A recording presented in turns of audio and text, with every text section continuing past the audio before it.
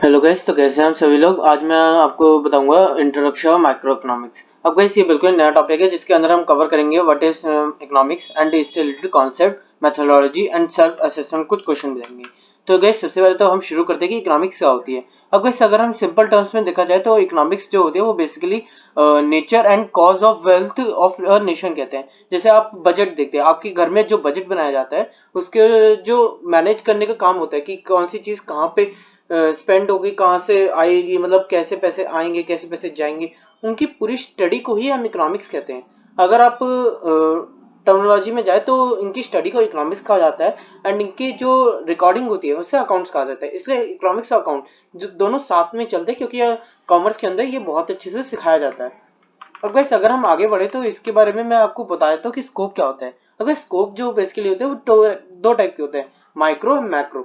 Micro जो होता है वो जो छोटे लेवल पे काम करते हैं, जैसे एक स्मॉल मार्केट हो गई, आपके घर के बाहर कोई मार्केट हो गई, उसमें काम करता है। मैक्रो इकोनॉमिक्स मतलब पूरे देश, मतलब पूरे देश में कैसे सप्लाई हो रही है, कैसे डिमांड क्रिएट हो रही है, कैसे बजट स्पेंड हो रहा है, कैसे पैसे आ रहे हैं, कैसे पैसे जा रहे हैं। तो उन सबके स्टडी को मैक्रो इकोनॉमिक्स में गिना जाता है, क्योंकि माइक्रो इकोनॉमिक्स एक तरह से आपका घर एंड मैक्रो इकोनॉमिक्स आपका पूरी फैमिली, खानदान एक तरह से कह सकते हैं।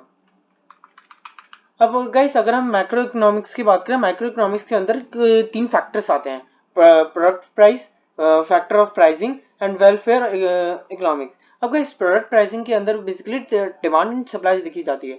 अब आप ये तो जानते होंगे कि जिस चीज़ की डिमांड बढ़ती है तो उसकी अगर उसकी डिमांड बढ़ती है और सप्लाई कम होती है तो उसकी चीज़ों के दाम ऑटोमेटिकली मार्केट में महंगे हो जाते हैं, क्योंकि उस माल आ नहीं रहा है एंड उसकी डिमांड बढ़ती ही जा रही है। ऐसे ही अगर सप्लाई ज्यादा होती है डिमांड कम, मतलब मार्केट में माल आया जा रहा है आया जा रहा है बट कोई खरीदना ही नहीं चाहता उसे, तो उसकी प्राइसिंग अपने आप गिरती है। तो गाइस यही होता है प्राइसिंग, प्रोडक्ट प्राइसिंग के अंदर। फैक्टर प्राइसिंग के अंदर बेसिकली देखा जाता है कि कैसे कैसे पैसे स्पेंड होंगे, कैसे कैसे पैसे कमाए जाएंगे, जैसे wages, rent, interest, profit. Profit एक तरह से पैसे आएंगे, इंटरेस्ट एक तरह से देंगे, रेंट भी दे सकते हैं कि अगर आप माइक्रो इकोनॉमिक्स में अगर आप कोई रेंटल हाउस में रहते हैं तो उसके अंदर आपको रेंट देना पड़ता है, तो वो माइक्रो इकोनॉमिक्स के अंदर आता है। वेजेस मतलब कि अगर आप कहीं जॉब कर रहे हो तो आपको जो सैलरी मिल रही है वो एक तरह से इनपुट हो रहा है, पैसे आ रहे हैं, तो वो प्राइसिंग फैक्टर के अंदर ही आता है जो माइक्रो इकोनॉमिक्स का पार्ट है। इंटरेस्ट जैसे आप कोई ईएमआई पे फोन लेते हैं, बाइक लेते हैं, कार लेते हैं या फिर होम लेते हैं, तो उसमें जो इंटरेस्ट दिया जाता है वो गाइस बेसिकली माइक्रो इकोनॉमिक्स में ही आता है। एंड प्रॉफिट अगर आप किसी जगह इन्वेस्टमेंट करते हैं एंड उससे कोई जनरेट करते हैं कि अदर देन इस इन्वेस्टमेंट की वजह से मुझे इतना प्रॉफिट हुआ एंड वो इन्वेस्टमेंट की वैल्यू मेरी बढ़ गई, तो उस पैसे आने को भी आप माइक्रो इकोनॉमिक्स में ही गिनते हैं, क्योंकि बेसिकली अब वो आपके घर में ही यूज होगा। अगर गाइस अगर आप मेरी एक इस बात को सिंपल कंक्लूड करना चाहे तो मैंने इसके अंदर ये बताया था कि ग्रोथ कैसे less, why growth rate is less than the expected growth rate. अगर गाइस आप इसका आंसर जानना चाहते तो आप सिंपली रिसेंटली जो न्यूज आर्टिकल निकला आरबीआई की तरफ से कि जो इंडिया की ग्रोथ रेट है वो एक्सपेक्ट की गई थी 6 पॉइंट कुछ समथिंग, बट इस समय 7 पॉइंट समथिंग के करीब चल रही है।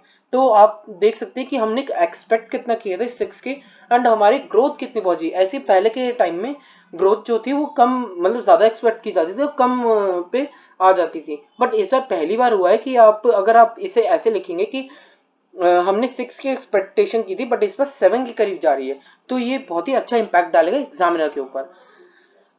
अगर आप ये देखेंगे कि सेकंड क्वेश्चन ये है कि why are the jobs plenty some years and not in other. एक तरह से आप ऐसे समझिएगा, सर्दियों के समय में वुलन क्लोथ्स की डिमांड एकदम से बढ़ती है जिसकी वजह से मार्केट में जॉब क्रिएशन होती है। अगर आप वही जॉब क्रिएशन गर्मियों के टाइम पे देखें तो वो बिल्कुल ही खत्म हो जाती है।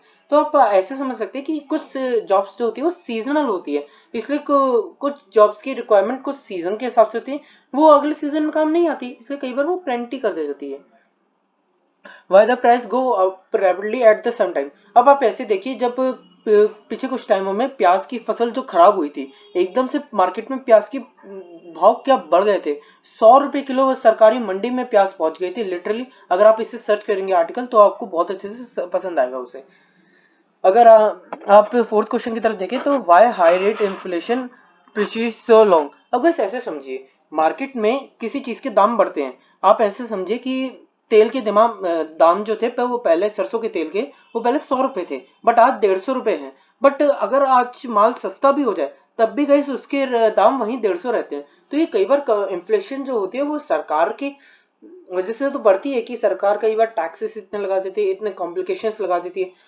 बट कई बार ये कंपनी की वजह से भी इन्फ्लेशन बढ़ती है कि उनके दाम कम तो हो गए, मतलब उनके रॉ मटेरियल के दाम तो कम हो गए, बट वो अपने फाइनल प्रोडक्ट के दाम नहीं कम करते क्योंकि उन्हें प्रॉफिट कमाना है। सिंपल इकोनॉमिक्स में यही देखा जाता है कि आप कैसे पैसे आए, कैसे पैसे जाएं, एंड कैसे हम अपना प्रॉफिट बना सकें। बेसिकली इस इकोनॉमिक्स के अंदर यही पढ़ाया जाता है। Why India's BOP always in deficit. इसके बारे में गैस मैं चाहूंगा कि आप खुद गूगल करें बीओपी के बारे में, क्योंकि गैस बीओपी बहुत ही अच्छा टॉपिक है। अगर आप इससे पढ़ेंगे तो आपको बहुत ही अच्छे अच्छे आर्टिकल दिखेंगे। जैसे न्यूज, मैं आपको कुछ आर्टिकल रिकमेंड करता हूँ, types of India and economics times के काफी अच्छे अच्छे आर्टिकल है। रिसेंटली 2 महीने पहले के कुछ आर्टिकल्स है बीओपी के बारे में, आप इसे खुद सर्च कीजिए। अब गैस मैक्रो इकोनॉमिक्स के मैं आपको स्कोप के बारे में बताता हूँ। मैंने माइक्रो के बारे में बताया था, अब मैक्रो के बारे में बताते हैं। इसके अंदर गैस बेसिकली 4 कंपोनेंट्स आते हैं: theory of income and employment, theory of general price level, inflation, theory of economic growth and theory of distribution. Income and employment के अंदर मतलब ये होता है कि आप कितनी एम्प्लॉयमेंट दे सकते हैं, कितनी उनको सैलरी दे सकते हैं। गवर्नमेंट एम्प्लॉयज का एक बहुत अच्छा एग्जाम्पल है इसमें, आप इसे जरूर पढ़िएगा। Theory of general pricing and level and inflation, जैसे कि मैंने बताया था कि कई बार जो होती है वो प्राइसिंग जो होती है वो सरकार कंट्रोल करती है। जैसे बीड़ी, ये फिर जैसे आप टबैको प्रोडक्ट्स होते हैं उन पे जो कंट्रोल होता है वो ज़्यादातर गवर्नमेंट करती है ताकि इनके प्राइस हमेशा बढ़े रहे, क्योंकि गाइस ये डिमोटिवेट करने के लिए बहुत अच्छे काम भी आते हैं। इन्फ्लेशन कई बार डिमोटिवेट करने के लिए भी काम आते हैं कि उस प्रोडक्ट की सेल को कम किया जाए, जैसे टबैको प्रोडक्ट्स के साथ होता है, या फिर आप इसे अल्कोहल प्रोडक्ट्स के साथ जिनके ऊपर हाईवी टैक्सेस लगाए जाते हैं गवर्नमेंट की तरफ से। अब बस थ्योरी ऑफ इकोनॉमिक ग्रोथ आप ऐसे देखिए कि हर कंट्री को ग्रोथ करनी होती है अपनी इकोनॉमिकली, ताकि गाइस उसके कंट्री में एक इन्वेस्टमेंट आ सके, एक certain level of job create हो सके, ताकि हमारे जो इंडिया में जैसे जो अनएम्प्लॉयमेंट रेट है वो काफ़ी हाई है, तो उसे काउंटर करने के लिए इकोनॉमिक ग्रोथ करने की भी ज़रूरत है। नए बिजनेसेस को भी, स्टार्टअप्स को भी फंड करना ज़रूरी है या फिर ग्रोथ करना ज़रूरी है। थ्योरी ऑफ डिस्ट्रीब्यूशन आप ऐसे समझिए कि हर स्टेट में हर चीज अगर मिल जाए तो वो काफी अच्छा होता है। अब ये नहीं होना चाहिए कि कश्मीर दिल्ली में सिर्फ और सिर्फ एजुकेशन सेक्टर है, या फिर कर्नाटका में सिर्फ और सिर्फ स्पेस, सॉरी तमिलनाडु में सिर्फ और सिर्फ स्पेस रिसर्च सेक्टर है। वो हर जगह अगर डिस्ट्रीब्यूट होगा तो जो जॉब्स क्रिएशन है, जो डाइवर्सिटी ऑफ जॉब है वो क्रिएट होंगी, एंड बहुत ही अच्छी तरह से क्रिएट होंगी। ये नहीं हो सकता कि नॉर्थ में सिर्फ और सिर्फ कोई माइनिंग या फिर कुछ अलग सर्विसेज के लिए होंगे, एंड साउथ में सिर्फ और सिर्फ स्पेस रिसर्च या फिर कुछ अलग अलग सर्विसेज के लिए होंगे, टेक सर्विसेज भी आप कह सकते हैं। आगे बढ़ते हैं गाइस, अब मैं आपको कुछ थ्योरी पॉइंट्स बताना चाहता हूँ जो गाइस आप यहाँ से पढ़ सकते हैं। बेसिकली आप इन्हें खुद पढ़िएगा, जो मैंने ऊपर सब कुछ बताया था ये उसका एक शॉर्ट फॉर्म है। अगर आप इनको भी पढ़ लीजिएगा गाइस तो आपको ये फर्स्ट चैप्टर बहुत ही अच्छे से समझ में आ जाएगा, क्योंकि गाइस आप जैसे जैसे आर्टिकल सर्च करने लगेंगे तब गाइस आपको बहुत अच्छे से समझ में आएगा। मेजर इश्यूज के बारे में कुछ बात कर लेते हैं गाइस। मेजर इश्यू बेसिकली ये होता है कि बिजनेस साइकिल, बिजनेस साइकिल कई बार ये होता है कि इसकी कई बार बूम जैसे रिसेशन आ जाता है, कई बार डिप्रेशन में चली जाती है।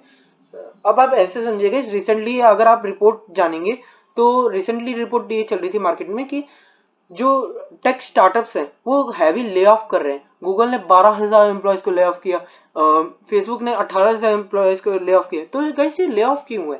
ले ऑफ का असली कारण था recession, the fear of recession, कि मार्केट क्लोज होने वाली है, खत्म होने वाली है, मतलब गिरने वाली है मार्केट। तो इसलिए अपनी बिजनेस साइकिल को मेंटेन रखने के लिए या फिर उसके बजट्स को कट डाउन करने के लिए, उसकी थोड़ा सा फाइनेंशियल प्रॉब्लम्स को स्टेबलाइज करने के लिए काफी सारी कंपनीज ने ले ऑफ किए।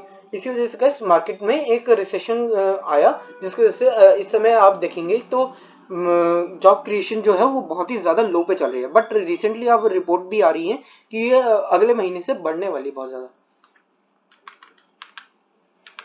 अब guys long run economic growth, अब गाइस ऐसे समझिए इकोनॉमिक ग्रोथ कभी भी स्टेबल नहीं होती, वो फ्लक्चुएट करती है, क्योंकि हर, जैसे मैंने बताया था कि जॉब क्रिएशन अलग अलग होती है, हर सेक्टर में अलग अलग होती है। कुछ सीजनल जॉब होती है, जैसे अगर वूलन की बात की जाए तो वो विंटर सीजन में ज़्यादा उसकी डिमांड होती है, but rainy season and summer season में बहुत ही कम होती है। तो ऐसे बहुत सारे एग्जांपल्स होते हैं। अब गाइस यहाँ पे आप कई सारे ऑप्शंस देख सकते हैं, जैसे अनएम्प्लॉयमेंट का भी एक केस स्टडी यहाँ पे दे रखी है यूके की। आप मैं प्रेफर करूंगा कि आप यूके से ज़्यादा, यूएस से ज़्यादा इंडिया की केस स्टडी पढ़े, ताकि आपको गाइस पता चल सके कि इंडिया की मैक्रो इकोनॉमिक्स कितनी ज़रूरी पड़ती है वर्ल्ड इकोनॉमिक्स में, जो न्यूज़ चैनल्स में दिखाया भी जाता है। अब गाइस कुछ फाइनेंशियल इम्बेसिस भी है जो आप देख सकते हैं यहाँ पे, कि कई बार ये होता है कि गवर्नमेंट का जो रेवेन्यू है वो बहुत कम होता है गवर्नमेंट के खर्चों से। मतलब एक तरह से गवर्नमेंट ने कमाई बहुत कम करी बट खर्चे उससे भी कहीं ज्यादा कर दिए, तो कई बार फिस्कल डेफिसिट आ जाता है। फिस्कल डेफिसिट बेसिकली वही होता है कि खर्चे ज्यादा हो गए एंड अर्निंग कम हो गई। एक तरह से कई बार आपके घर में भी होता होगा ये, कि हमने कुछ ज्यादा ही खर्च कर दिए बट हमारी तो सैलरी इतनी थी। तो कई बार आप ईएमआई या फिर आप लोन्स का भी ऑप्शन करते होंगे। स्टॉक्स एंड फ्लोज के आप इतना जान लीजिए कि जो ये